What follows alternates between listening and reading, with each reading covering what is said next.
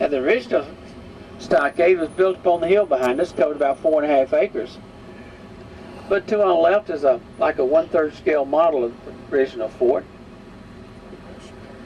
And they have folks in period costume to show you around, tell you about how life was back then.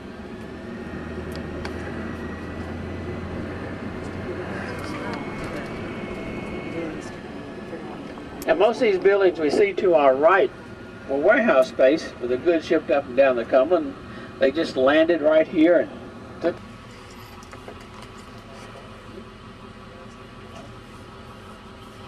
You can probably see some of the Country Music Hall of Fame building to our left about a block down, and we'll see that a little bit.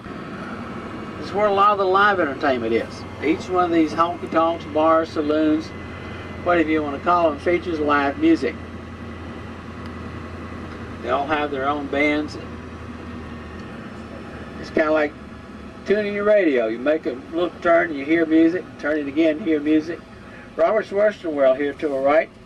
This is home of BR 549, who were at the top of the list for a while, and then front building is world famous Tootsie's Orchid Lounge. We know it's world famous because it tells us so right there on the window. Had lied to us before, tells us twice. And you see pictures of folks, legends in country music that have appeared here. Boxcar Willie actually started his career here. So did Willie Nelson. You can see Hank Jr., Terry Clark, Patsy Cline, Hank Williams Sr., Johnny Cash, Willie Nelson, Chris Christopherson, Waylon Jennings. All of them have appeared here. And Tootsie's back door, the back door stage of the Opry was at the Ryman, 38 steps apart. And a lot of the entertainers would do their first Opry show and then head over to Miss Tootsie's and partake of their favorite cold beverage, like iced tea and cold milk. Yeah, you tell Hank Williams and George Jones out. A lot of country songs with noble heart written here at Miss Tootsie's. The Legends here to our right has gotten to be quite popular with the newer country entertainers. Alan Jackson did an impromptu concert in there one afternoon. So did Hank Williams Jr. Carrie Underwood, who just here in the last year or so won the American Idol contest. She's appeared there, paying her dues, so to speak. Ugly.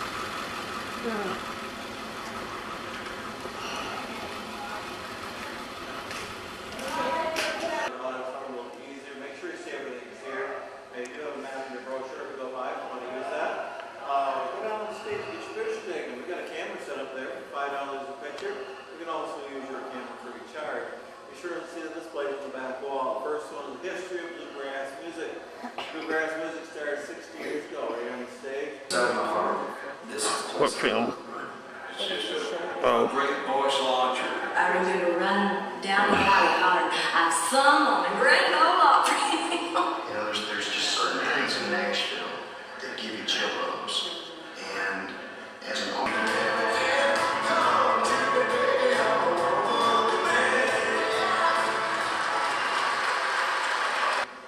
Hi, I'm Tricia Yearwood, and it's my pleasure and honor to introduce you to a grand old gal with quite a reputation. I'm saying, this is where Hank Williams stood, and that matters. From opera to the Opry, from Caruso to Roy. I can't believe the talent that has stood on these same planes. I imagine the man who inspired this building would have a hard time believing himself. Sam Jones was a fiery evangelist who came to Nashville to save the good citizens from the evils of the big city. Everything from low-cut dresses to drinking in one of the city's 91 zones, preaching against the evils of alcohol and gambling. Two of the very things that made him money in the saloon and on tour bus.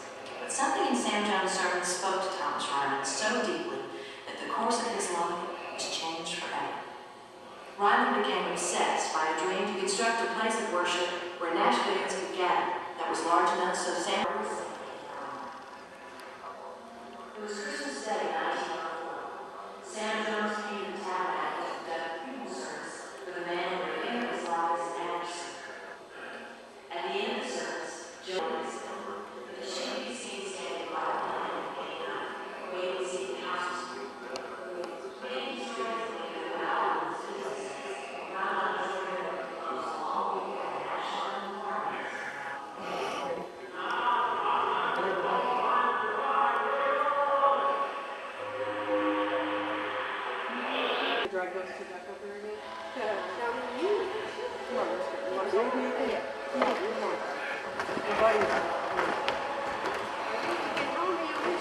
Here's the famous star Deborah the Explorer.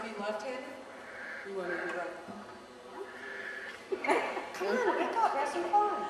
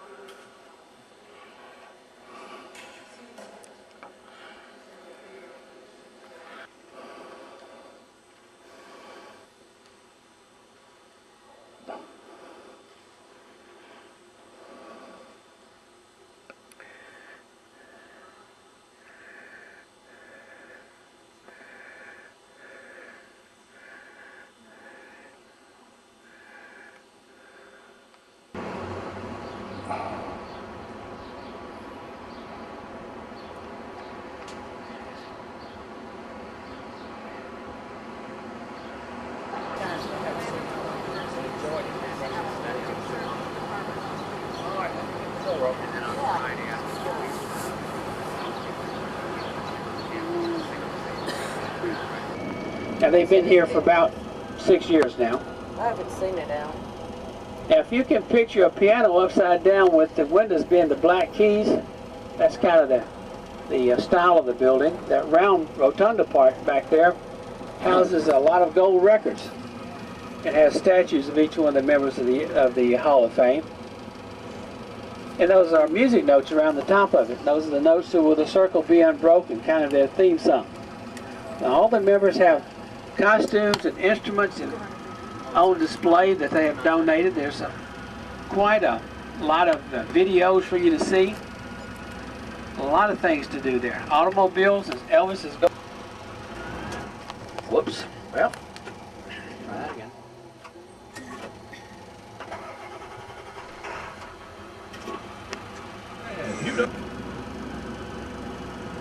Is it the same weekend every year? Or? It's always the second week in June. It goes Thursday, Friday, Saturday, and Sunday. But they have a lot of things, small things going on Mondays and Tuesdays, but all the celebration, the activities actually start on Thursdays.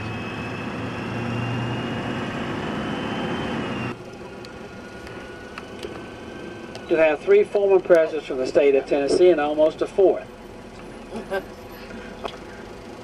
You will see a statue of Sergeant S.C. York. Gary Cooper won an Oscar for portraying Sergeant. Now, all the counties are outlined, all the cities, no matter what size they're earmarked. All the roadways, all the interstates. You can actually start in Memphis, here in the left-hand corner. Get on 40, come up to Nashville, which is about halfway. Stay on 40, go up to... Talks about Andrew Jackson running for president 3 times. First time he ran, he had enough popular votes, but didn't have enough electoral votes. Sound like another Tennessean we won't talk about. 1848, volunteer became our official nickname, and more than 30,000 Tennesseans volunteered to fight in the Mexican War. The broken fence represents the Civil War years. Talks about the Battle of Chickamauga, Shiloh, Battle of Franklin, Battle of Nashville, Battle of Chattanooga. There were more battles fought on the soil in the state of Tennessee during the Civil War than any other state than Virginia.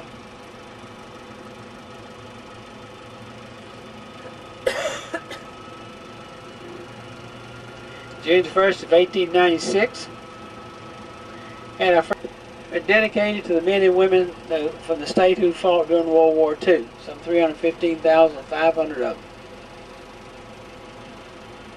And you see that round sphere, that thing weighs 17 tons, 34,000 pounds, and it's solid granite.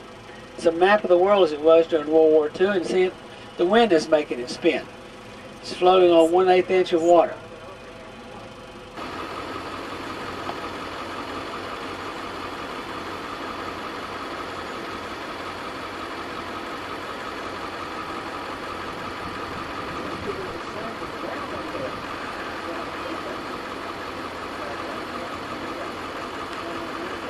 In the middle Tennessee where Nashville is located, you'll be in the rolling hills you see around you. And you head west of Memphis to see Elvis, you'll be in the flat. This building to our left is ASCAP. Now that stands for the American Society for Composers, Artists, and Publishers. If you write a song and have it recorded, you want to be a member of ASCAP because they will track the sales for you and write you a little royalty check every now and then.